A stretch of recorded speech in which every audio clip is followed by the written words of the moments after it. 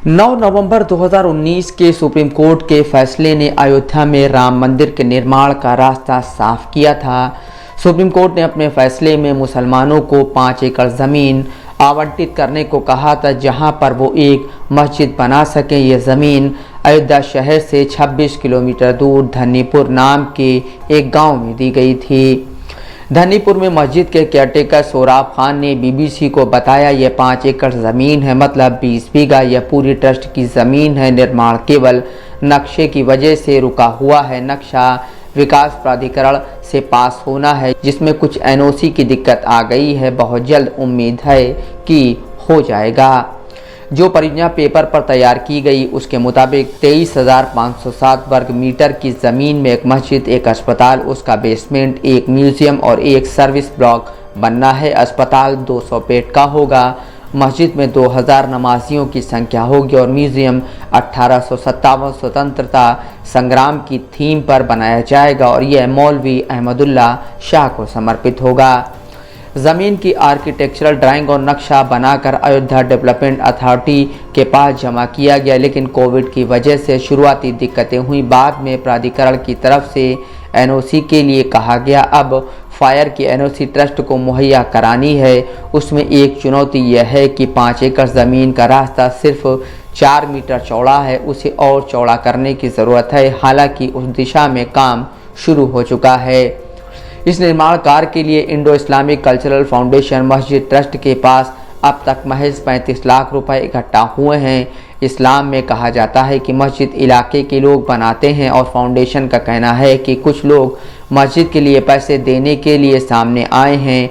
अभी तक कोई बड़ी क्राउड फंडिंग नहीं की गई है, लेकिन 2 महीने पहले फर्रुखाबाद में पैसे जुटाने की कोशिश की गई थी और 10 लाख रुपए जुटाए गए थे। ट्रस्ट का कहना है कि निर्माण कार्य के लिए सभी अनुमति मिलने के बाद पूरे हिंदुस्तान से फंडिंग के लिए एक रोड मैप तैयार हो रहा है।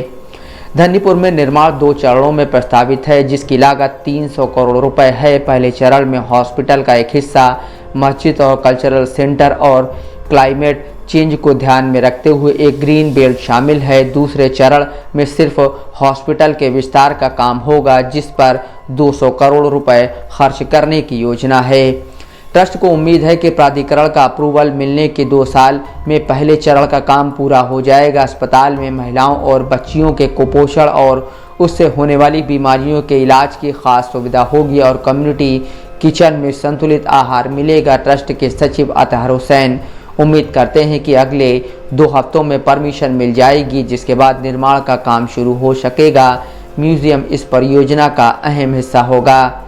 दरअसल ट्रस्ट का मानना है कि राम मंदिर के आंदोलन और उससे जुड़ी घटनाओं की वजह से समाज में बंटवारे का माहौल था। ट्रस्ट के लोगों का यह भी मानना है कि 1857 का पहला स्वतंत्रता संग्राम हिंदू मुस्लिम साझा संघर्ष की मिसाल है और अवध का इलाका इस संघर्ष की ही मिसाल का अहम हिस्सा था और ट्रस्ट उस विरासत को म्यूज़ियम में प्रदर्शित करना चाहता है। इसलिए भी इस म्यूज़ियम को अंग्रेज़ों को हराने वाले अवध के मौलवी अहमदुल्ला शाह को समर्पित करने की योजना है।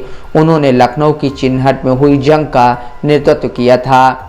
ट्रस्ट के सचिव अतहर हुसैन ने बताया, सबसे पहले मैं यह कहूँगा कि राम मंदिर और दी गई यह 5 एकड़ ज़मीन की तुलना करना मुनासिब नहीं है। यह ज़रूरी नहीं है। राम मंदिर और उससे जुड़ी तैयारी है, वो लंबी तैयारी है और नवंबर 2019 के बाद यह बताया गया कि यह 5 एकड़ ज़मीन मिलेगी और उसके साल भर के बाद यह प्रोजेक्ट का प्रपोज़ल बना तो राम मंदिर के लिए जो कैंपेन या जो जोश है वही इसमें देखने को मिलेगा।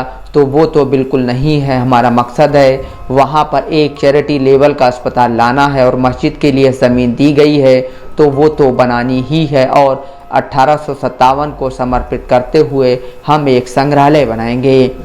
धनीपुर के निवासी आशाराम यादव का मानना है कि जब अच्छी चीज़ें बन रही हैं, अस्पताल बनेगा, मस्जिद बनेगी या जो भी बनेगा, बाहर वाले कम से कम आएंगे, गांव का विकास होगा। सब अच्छा सोचते हैं, कोई बुरा नहीं सोचता है। क्यों बुरा सोचेगा? उससे क्या घबराहट है? हमें क्या नुकसान है?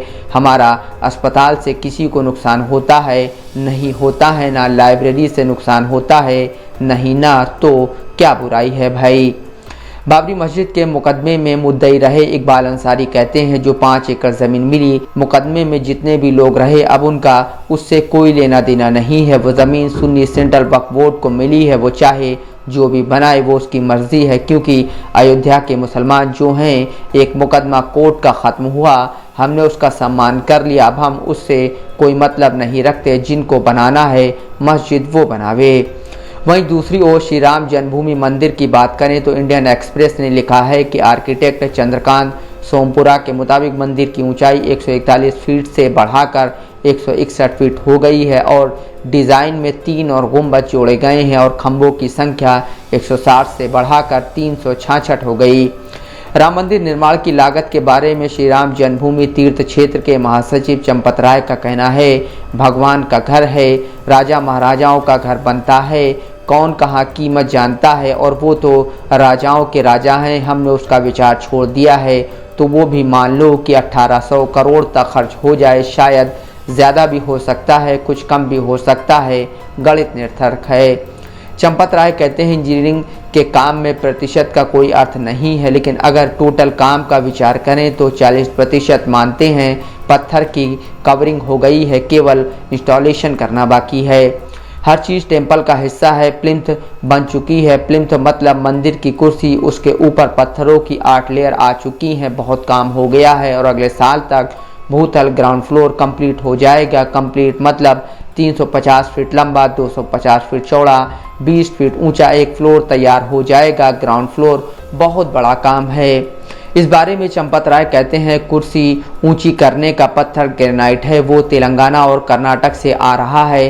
17,000 पत्थर आ रहे हैं। एक पत्थर का साइज 5 फीट लंबा, 2.5 फीट चौड़ा, 3 फुट ऊंचा और ग्रेनाइट की कुर्सी बनाने के बाद जो मंदिर के पत्थर हैं वो राजस्थान के भरतपुर ज़िले का बासीपुर गांव है, वहां की पहाड़ियों का हल्के गुलाबी रंग का बलुआ पत्थर कहलाता है और मकराना का सफ़ेद मार्बल है।